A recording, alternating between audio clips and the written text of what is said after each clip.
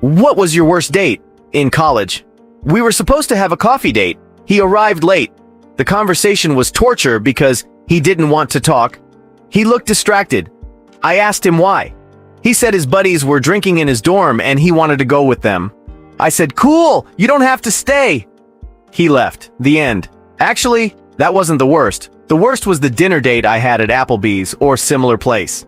My date could not, for even a moment, stop talking about Dragon Ball Z. We were both about 20, I didn't get to say anything.